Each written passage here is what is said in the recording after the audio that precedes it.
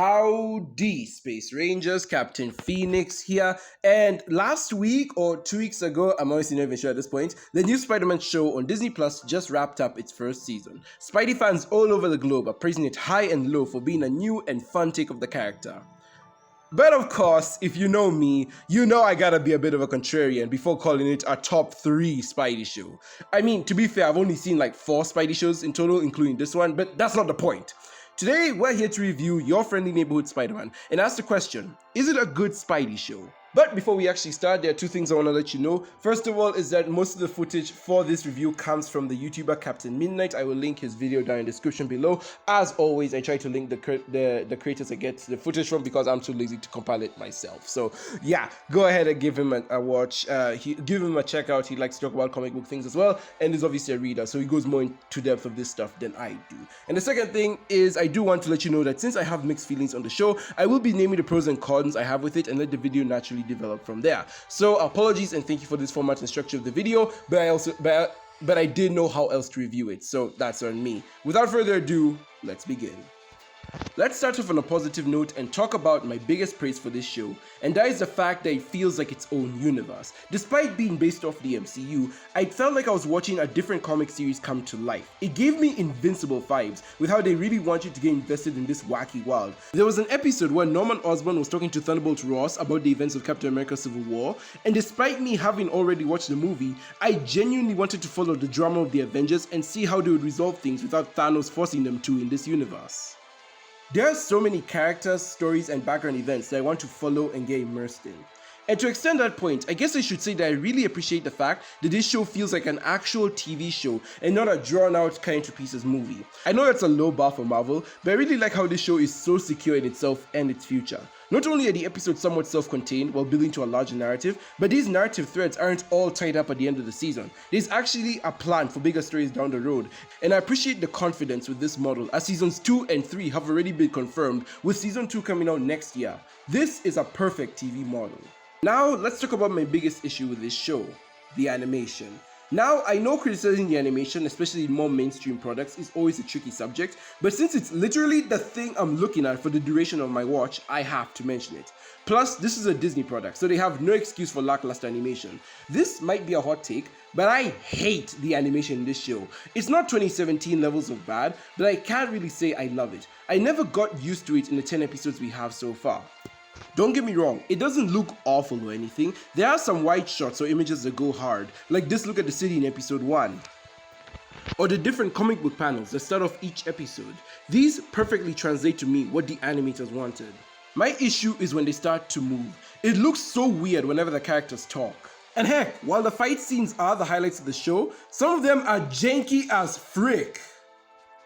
The issue with this show is that even though it's cel-shaded, there is a distinct lack of shading here. This plays into a bigger problem I have with how Disney just doesn't seem to know how to animate Spider-Man. Ultimate, while it had good shading, also had stilted action scenes. 2017 was more fluid, but it lacked all the shading, lighting, or textures. Friendly Neighborhood just doesn't know how to move properly. And don't even get me started on how they thought this guy looks like Tom Holland. I don't get it. This is the same studio that made X-Men 97. Was it really too much to ask for animation of that quality? Or heck, just make it regular 2D with proper shading. I would have been fine with that. Anyway, while I'm not a fan of the animation, I can at least say it's unique, which I guess is a point for this show. And while we're here, let's talk about the character designs. I fully understand that this show wants to go for the more classic comic look and therefore make as many character designs as close to their comic counterparts as possible. For some, it works. I like how Norman and Peter look, but for others, it really feels like they don't fit. Doc Ock, Iron Man, and Scorpion all look like they're not from this show. The designs are accurate, but don't fit. And speaking of Scorpion, dog, what the hell is that suit design? His arms are exposed, shoot there! Okay, positives. Let's talk characters. Lonnie. Lonnie is the MVP and best character of this show by far. I love his understandable and tragic fall to becoming Tombstone. When he threw away his school jacket in the finale and we get to see his grey fingers, I was both saddened yet filled with respect. I really hope they develop him more as he becomes the big man of crime in New York. Scorpion is an absolute menace in this show. I am so glad we finally got a good TV version of the character who actually feels like a threat and is treated as such. He straight up kills people and draws the fast on-screen blood in the series from Spider-Man. Him being Peter's first major defeat feels so right. Episode 7 is hands down my favorite episode of the season, mainly because of him. Yeah, there's other good things to be found here, such as the plot lines all converging and the world building, but Scorpion hard carries everything. Freaking put Michael Mando in the spotlight already, MCU! But now let's talk about the main character himself, Spider-Man. Peter himself is pretty alright, not great and not bad. I like how his story is something different while repeating a lot of the familiar plot beats. Yeah, we get the spider bite again, but we don't need the whole figuring my powers out phase or the miscommunication drama. The show knows what to cut and what to keep. And unlike 2017, I love how Peter isn't going to a school where everyone is a genius like him. The show manages to have its cake and eat it too by having Peter be surrounded by smart people at Oscorp but with normal, relatable kids at school. It's a nice dichotomy that I welcome. I also like how this universe isn't too mean. In the first episode, Peter sees the good in a robber and tries to sympathize with them. And in the finale, after he reveals his identity to Nico, she covers for him in class. There is actually a lot of friendliness in this show. One small thing I'd like to point out that's neither good nor bad is that this Peter sucks at keeping his identity hidden. It's not the worst thing in the world, nor do I hate this change as this is a different take on the character, but wow! By the end of the season, Norman, Harry, and Nico all know his identity. In the spectacular show, only 2 people knew his identity, one of which is still being debated. Again, it's not bad, but they are playing fast and loose with it. However, I do have to highlight 2 more cons with this show before I put the raps and everything. And the first has to do with the dialogue. This show gives Spidey his cool one-liners, but outside of those, it's just unbearable. The dialogue in this show is horrendous. Characters will try to come off as witty or explain something, and it will fail spectacularly. I get that Peter is supposed to be an awkward guy, but some of these lines are just too much for me. I remembered I left something in the bathroom. Deuces. Parker out. Wait, don't change it. Why? It's just the news, dude. I just, really like fire. Love watching it, burn. And every character sounds like this at one point or another, including Norman's rambling speech to Doctor Strange in the finale. I don't think it's a how do you do fellow kids type of situation, but I genuinely question if these writers know how normal people talk. The other is my second biggest issue with the show, aside from the animation, and that has to do with Peter's character. In case you somehow missed it, Peter gets his powers in this universe after Uncle Ben dies, thus there's no segment of him having to learn responsibility and us getting to see why it means so much to him. Why do I bring this up?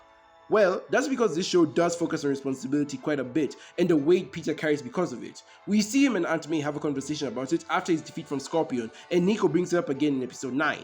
However, there's a big glaring wrench that will surprise no one, not even the writers seem to have noticed, and that there is no origin for Peter's sense of responsibility in this show. In traditional Spider-Man stories, Peter gets bitten and uses his powers irresponsibly. His recklessness is what ultimately leads to getting Uncle Ben killed, and Peter spends the rest of his life repenting for this. If he gets his powers after Uncle Ben dies in this universe, where does he learn responsibility? What is his reason for helping people?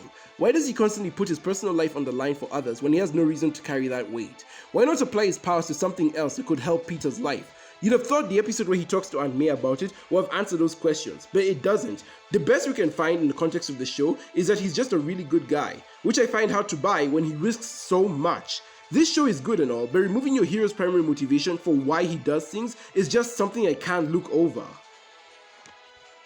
Overall, Your Friendly Neighborhood Spider-Man is a step in the right direction for the wall crawler.